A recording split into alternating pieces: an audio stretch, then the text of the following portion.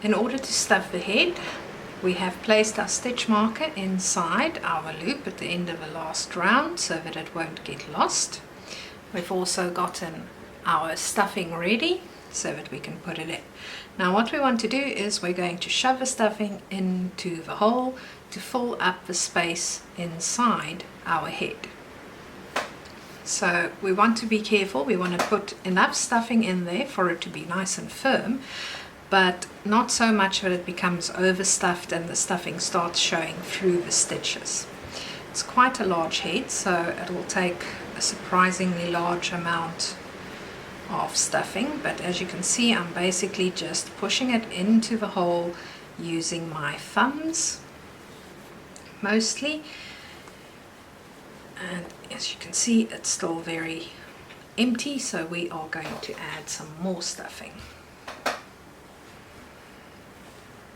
Just pop that in there. You can see the shape's starting to fill out, but it's not nicely filled out yet, so we're just going to add more.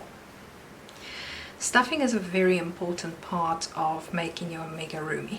Even though you've crocheted perfectly up until this point, if you don't stuff the head properly, you will ruin the shape of your toy and it won't come out the way you would like it to. So it's really worth it to take your time when you are stuffing your toy. You'll notice we've got quite a bit of stuffing in there at the moment, but I wanted to fill out this shape here, so I'm really just pushing it in there to make sure that it actually reaches that bottom part quite nicely. As I do that, it compresses the stuffing and opens up more space here by the opening for me to insert even more stuffing into the head. Go. Up until this point, I've basically just been pressing the stuffing down the middle with my thumbs. One trick I've learned is to insert both thumbs in the middle and then push your stuffing to the sides to create a nice and even result. It's a bit harder when you've got a big item to stuff, but when you do this and you're pressing to all the sides, you're actually creating a hole in the center, and your next batch of stuffing goes into that hole. It's just a good way to create a nice even result without lots and lots of lumps. As you can see at this point, our head's starting to take shape. We don't want it to be too flat on top, so I'm just going to stop leaving it on the table when I stuff. Just making it flat and just add more stuffing in. As you can see, it's actually quite a large amount of stuffing that goes into your toy. You don't want to understuff and you don't want to overstuff. It takes a bit of practice to get used to start knowing exactly how much stuffing is enough for a head, or any body part actually. At this point I'm starting to push the stuffing towards the sides with my thumbs to help round out my shape a little.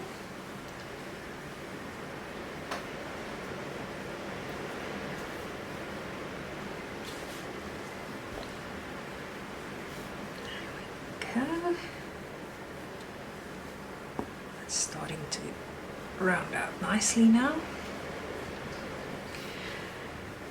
Now, if you look, you'll see we've now got a line that isn't nice. That's sort of angular there. That is not what we want, but it's happening because I'm pushing on the table when I put it in, and then it creates that flatness. So we don't want to push on the table anymore. We want to use our thumbs to move the stuffing around on the inside to get rid of that flat line that we had created there unintentionally. There we go. As you can see, I am using my thumbs quite a lot to manipulate the stuffing inside the head.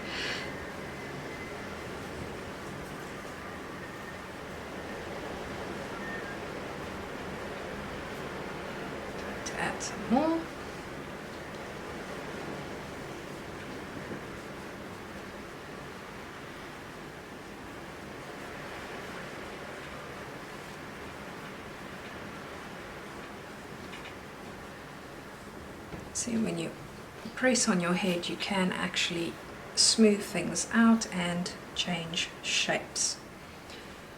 At this point, you want to do this carefully so that you get the nice rounded look that you want without creating any unnecessarily flat areas. Like here, you can see we've got a bit of an indent happening, so we need to manipulate the stuffing in order to push it into that area and make sure that that indent goes away.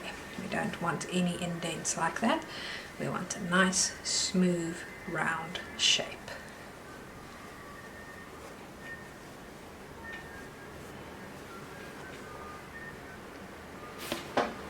Need a bit more stuffing.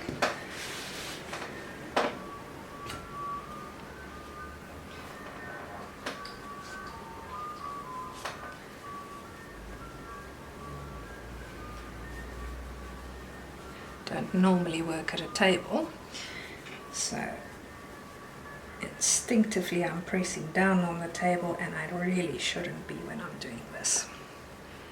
Make sure that you are not pressing down on a table when you are stuffing the head.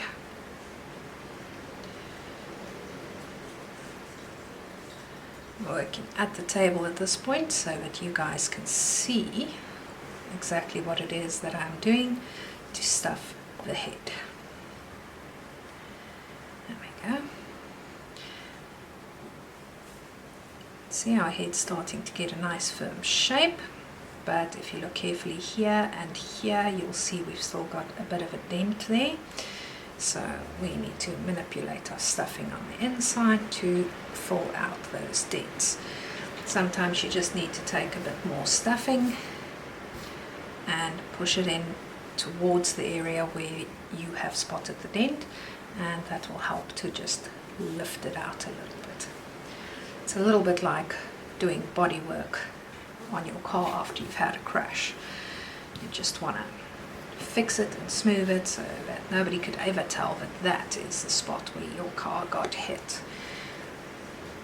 In the same way, you want to create the smoothest possible surface for your toy's head.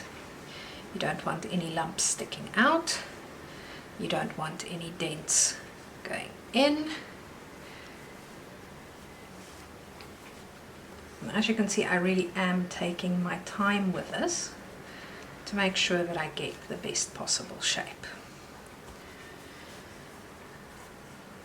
It may seem a little bit perfectionistic and extreme, but it's well worth it at the end of the day when your toy is finished.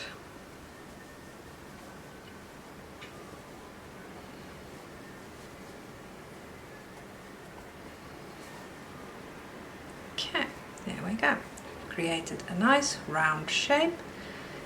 It's full, but it's not overflowing at the opening, because remember, we are still going to be crocheting here, so we don't want to do too much.